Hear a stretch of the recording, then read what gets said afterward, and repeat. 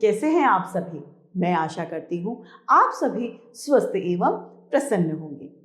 आज हम हमारा पाठ वचन को पढ़ेंगे और समझेंगे। तो आइए इस पाठ को प्रारंभ करते हैं। यह है हमारा पाठ 7 वचन यानी नंबर। वचन किसे कहते हैं? वचन यानी जिससे हमें ये पता चले कि कोई भी चीज एक है या फिर एक से ज्यादा, यानी संख्याओं का बोध कराने वाले शब्द हम वचन कहलाते हैं। परिभाषा है वचन की, जो शब्द एक या एक से ज्यादा संख्या का ज्ञान कराते हैं वे वचन कहलाते हैं। यहां पर 2 वर्ग दिए गए हैं, क वर्ग और ख वर्ग। क वर्ग में सबसे पहले एक लड़की पढ़ रही है, लड़की पढ़ रही है और चित्र में एक लड़की है यानी एक है। दूसरे चित्र में लड़कियां पढ़ रही हैं यानी वह एक से ज्यादा है। बच्चा विद्यालय जा रहा है यानी एक बच्चा है जो स्कूल विद्यालय जा रहा है। यहां पर बच्चे हैं तो वे विद्यालय जा रहे हैं, एक से ज्यादा हैं। घोड़ा दौड़ रहा है, एक घोड़ा है वह दौड़ रहा है। यहां पर घोड़े दौड़ रहे हैं यानी वह एक से ज्यादा घोड़े हैं जो दौड़ रहे हैं। यहां पर जो क वर्ग में वाक्य है, लड़की, बच्चा और विद्यालय, ये सभी एक संख्या का हमें बोध करा रहे हैं। और खंड ख में लड़कियां, बच्चे और घोड़े एक से ज्यादा का हमें ज्ञान दे रहे हैं यानी वो एक से अधिक हैं। हो सकता है वो 2 ना हो के 4 होते, 4 ना हो के 10 होते, वो एक से ज्यादा है। लेकिन इसीलिए वचन के 2 भेद होते हैं।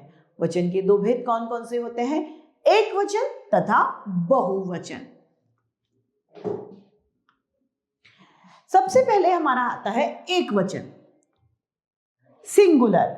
एक वचन किसे कहते हैं? जिन शब्दों से किसी के एक होने का बोध होता है, चाहे वह व्यक्ति हो, वस्तु हो, कुछ भी हो, एक होने का हमें पता चलता है, वह एक वचन के अंतर्गत आते हैं।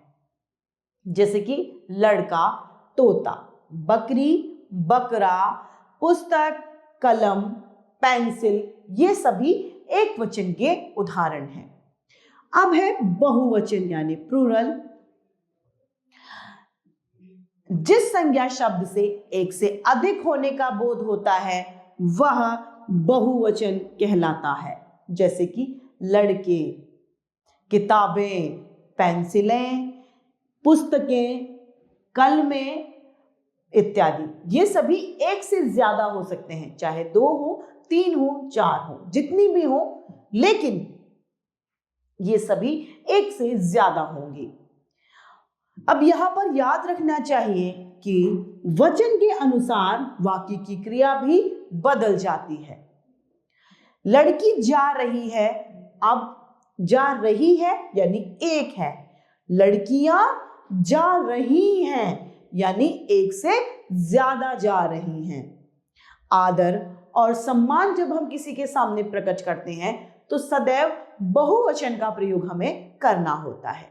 जैसे कि पिताजी आएंगे, पिताजी एक हैं, हम ये भी कह सकते हैं ना पिताजी आएगा? नहीं, हम नहीं कह सकते, वो एक है, लेकिन फिर भी हम उनके लिए बहुवचन का प्रयोग करेंगे क्योंकि वे हमारे आदरणीय हैं। आदर और सम्मान के लिए जब हम बात करेंगे तो सदैव बहुवचन का प्रयोग किया जाता है।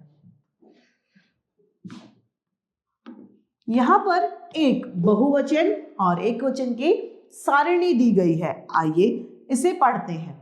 स्त्री का स्त्रियां, नदी नदियां, अध्यापिका अध्यापिकाएं, मछली मछलियां, रात रातें, छतरी छतरियां, दवाई दवाइयां, मेज मेजें, चिड़िया चिड़ियों।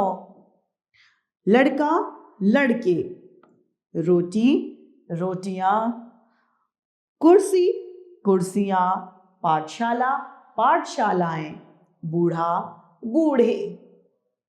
चूहा चूहे, घड़ी घड़ियां, माला मालाएं, पत्ता पत्ते, छात्र छात्राएं, मूर्ति मूर्तियां, गाय गायें, बाला बालाएं, गमला गमले, घोड़े घोड़ा, कविता कविताएं, आंख आंखें। ये सभी एक वचन से बहुवचन के उदाहरण हैं। लता लताएं, गेंद गेंदें, पतंग पतंगें, सखी सखियां, कमरा कमरे, तितली तितलियां। ये सभी एक वचन से बहुवचन के उदाहरण हैं। एक वचन में हमें एक का ज्ञान होता है, बहुवचन में हमें एक से ज्यादा का पता चलता है। तो इस पाठ की समाप्ति पर देखते हैं हमने क्या सीखा। जो शब्द एक या एक से ज्यादा का बोध कराता है वचन कहलाता है। जिस शब्द से वस्तु या प्राणी का एक होने का बोध कराता है वह एक वचन कहलाते हैं। जिस शब्द से एक से अधिक वस्तुओं या प्राणियों का बोध होता है उसे बहुवचन कहते हैं। लिंग के दो भेद होते हैं, एक वचन तथा बहुवचन। तो इस तरीके से हमारा ये पाठ वचन समाप्त होता है। मैं आशा करती हूँ आप सभी लोगों को यह पाठ भलीभांति रूप से समझ में आया होगा। आज के लिए इतना ही, फिर मिलते हैं। धन्यवाद।